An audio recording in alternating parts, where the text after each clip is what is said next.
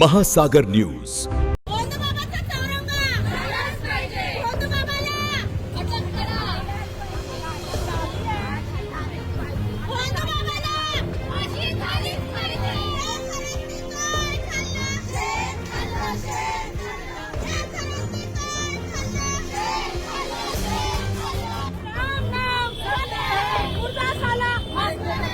भोंदूबाबा अशोक खरातचे रोज नवे नवे कारनामे बाहेर येत आहेत। तरुण मुली, विवाहित स्त्रिया, गरोदर महिलांनाही या नराधमाने सोडलं नाही।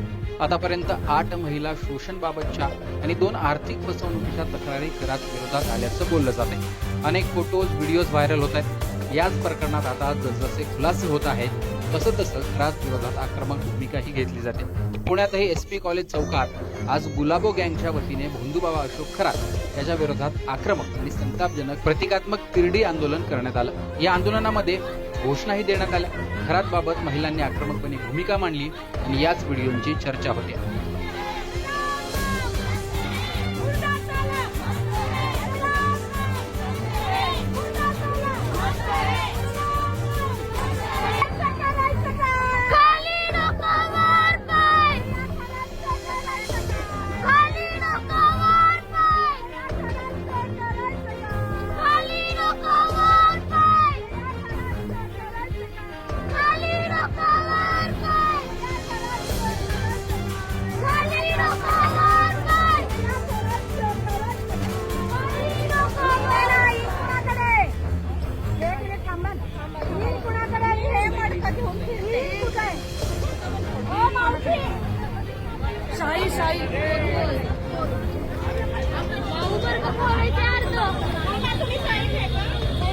नाही तुझा उद्या सगळ्यांच्या अंगावर जाईल।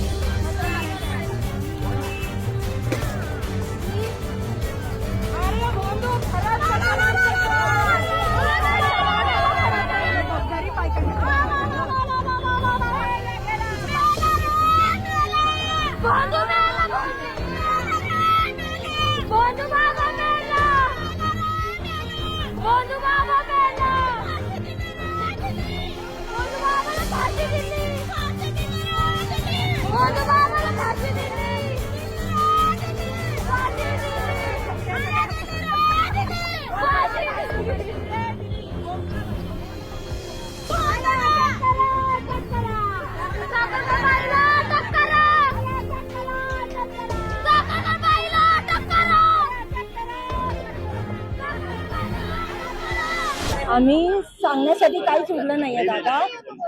रुपाली चाकणकर या बलात्कारी खरातच्या मार्केटिंग अधिकारी होत्या। त्याचे पैसे सांभाळणं, त्याच्याकडे महिला घेऊन जाणं हे त्या काम बघत होत्या। आणि अशा वेळेस आमची मागणी आहे रुपाली चाकणकर बाईंना अटक करावी आणि भोंदूबाबाला फाशी द्यावी।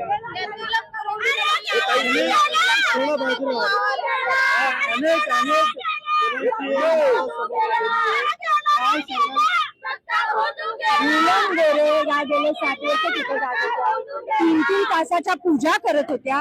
म्हणजे महाराष्ट्रात एखाद्या महिलेवर बलात्कार झाला तर नीलम ताई आगे 100 कॅमेरा पीछे अशा होत्या। आणि आता त्यांना काहीच नाही, कारण का त्या तिथे जात होत्या, भक्त होत्या, नाडा बांधला होता त्यांच्या हातात मंत्रीपदासाठी, आमदारकीसाठी। म्हणून तुम्ही गप्प आहात।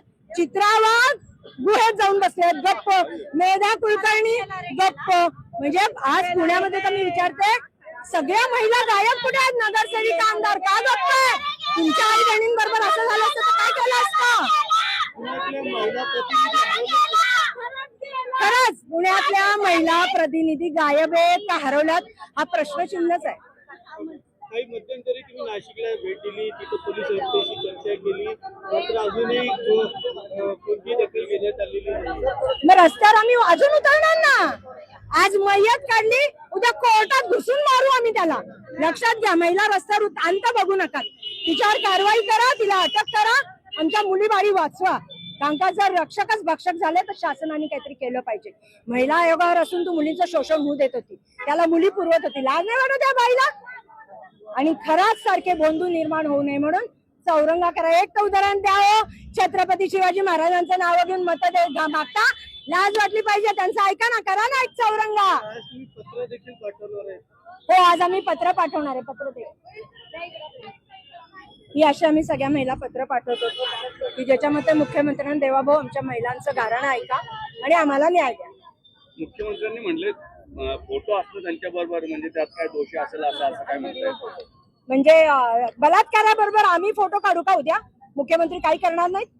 आमचा प्रश्न आहे मुख्यमंत्र्यांना. एक बलात्कारी म्हणजे 25 वर्षापासून लहान मुलींपासून महिलांवर अत्याचार करतोय, त्याच्या ही महिला आयोगाची अध्यक्ष पाय पूजत होती, पूजा करत होती. मुख्यमंत्री तरी थोडं विचार करून बोला. मुख्यमंत्री आता म्हणून पत्र लिहिलं आम्ही की आम्ही पत्र देतो, जागा होतील, एक भाऊ जागा होईल. झोपलाय का आमचा भाऊ?